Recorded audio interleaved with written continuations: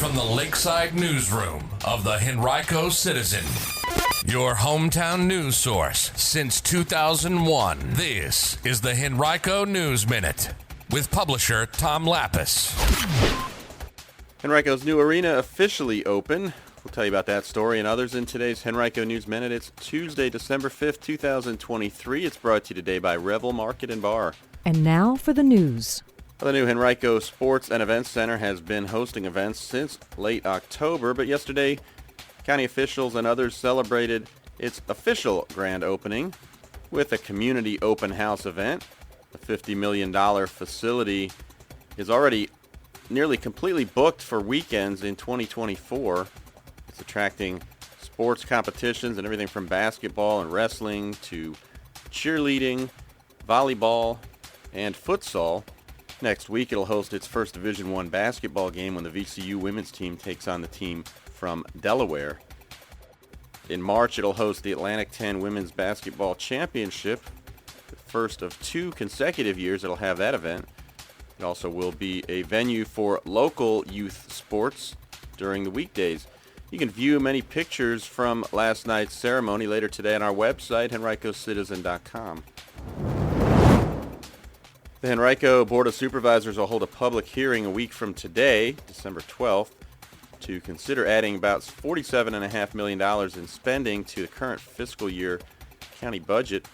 During the board's November 28th meeting, Budget Director Justin Crawford explained that the amount included, among other items, $17.2 million in school funding connected to Governor Glenn Youngkin's All-In Virginia Tutoring Initiative, another $17.2 million for a land reserve fund for future county land purchases, and $5 million for the Lambert Way Road project extending Woodman Road to the entrance of Glover Park. Separately, last month, the board awarded a $1.675 million contract for the replacement of an ozone generator power supply unit at the county's water treatment facility. The West End Islamic Center on Shady Grove Road in Glen Allen is one of several nonprofits throughout Virginia to receive federal funding from the Nonprofit Security Grant Program. The Virginia Department of Emergency Management recently announced recipients of the grants, which are designed to provide funding support for target hardening and other physical security enhancements and activities to eligible nonprofit organizations. The West End Islamic Center received $150,000 as part of a total award of more than $5.1 million statewide in fiscal year 2023. In total, 90 applications statewide were submitted to VDEM, which then picked the winning grant recipients. And recently, Henrico County's Recreation and Parks Division committed to making its parklands and facilities 100% tobacco-free and vapor-free by partnering with Share the Air to adopt a voluntary tobacco-free outdoor policy.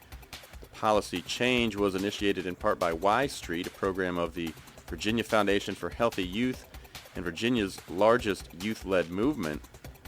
As part of that partnership, the county will receive tobacco-free signage from the group to post as a reminder to park visitors. You can learn more at sharetheairva.com. And tomorrow morning, Kroger will celebrate the completion of 4 major store renovations throughout Virginia, including the Willow Lawn location.